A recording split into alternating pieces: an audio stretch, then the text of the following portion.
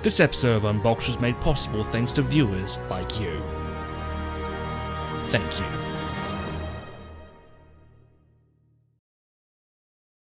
Today, I'm pleased to announce Xbox One backward compatibility.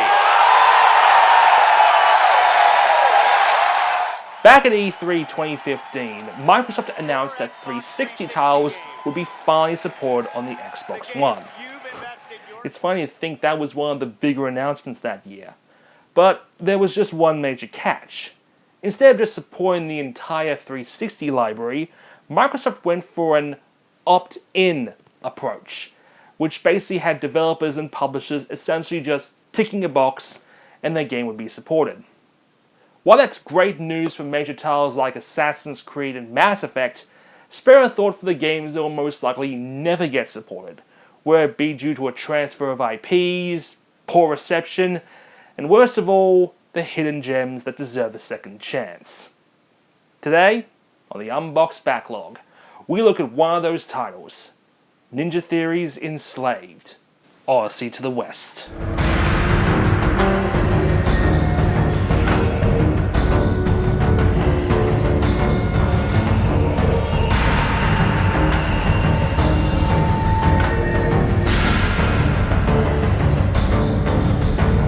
During development on the PS3 exclusive God of War gender-bend title Heavenly Sword, the studio undertook a lot of research on Asian history and mythology.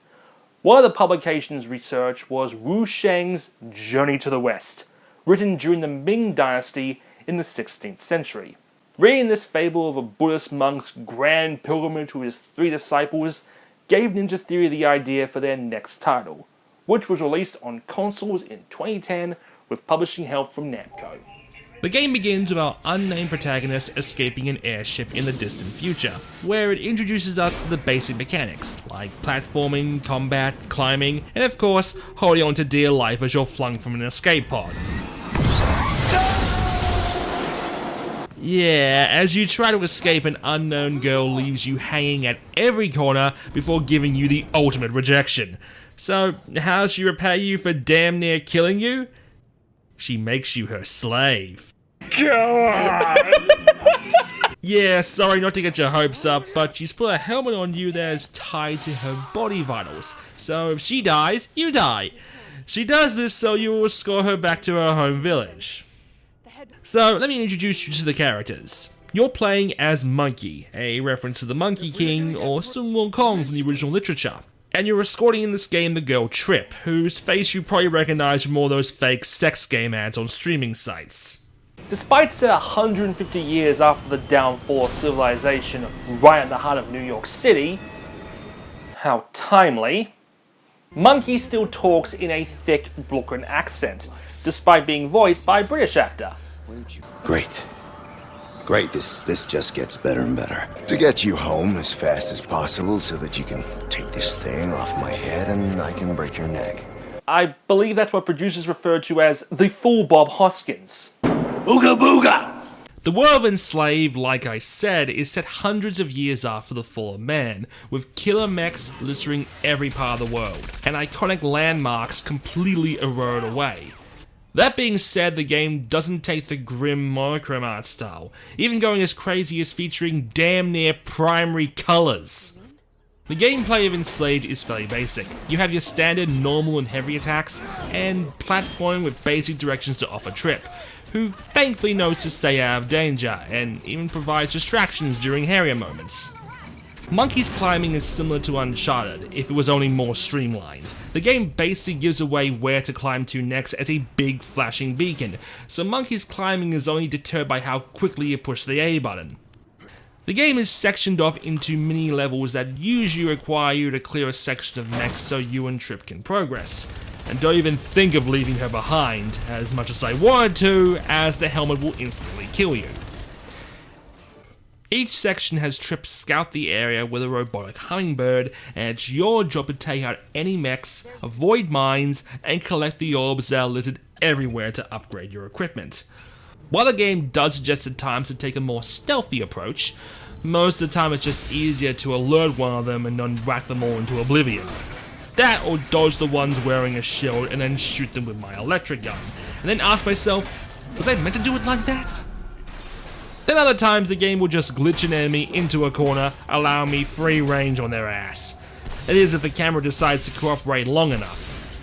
This isn't to say the game is bad, it just doesn't have that polish that bigger budget titles have. Which is probably why so many people were drawn to it back during its release. At that time, the consoles were just coming out with the same grey, military-style games that ultimately plagued the generation. When something like Enslaved comes out with radically different character designs, goddamn colour, and these entire sections with Monkey riding on a little hoverboard called Cloud doing tricks and shooting at giant mechanical dogs, people were certainly going to be drawn in.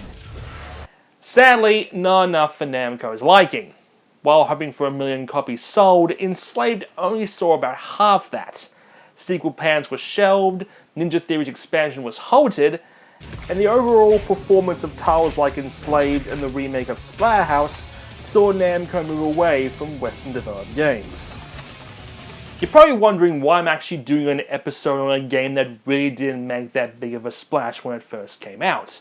Honestly, it's these kind of titles that I miss the most of in this industry. The ambitious ones, the story-driven ones, the radically different ones that don't require multi-million-dollar budgets. Better known as middle-market titles. A range of games that just can't exist in the all-or-nothing industry of today. And it's these titles more than ever that should be supported on Xbox's backwards compatibility. Ninja Theory. So, at E3 this past year, it was announced that Ninja Theory was to be acquired by Microsoft. Now, I know people usually cringe when a juggernaut acquires a beloved studio, but it's not like Microsoft is EA or Activision. What's the worst that could happen? Okay, fair enough, but following the acquisition, I was convinced Enslaved would be soon supported on Xbox One. Sadly, that's not the case. Despite the acquisition and thanks to confirmation by Ninja Theory themselves, Enslaved is still owned by Namco, and they don't seem interested in allowing the game on Xbox One. Which just begs the question, why? Why do I need the approval of publishers to play the games I already own? This whole backwards compatibility situation is confusing. Did the PS2 only play some of the PS1 titles? Did the Wii only play some of the GameCube titles?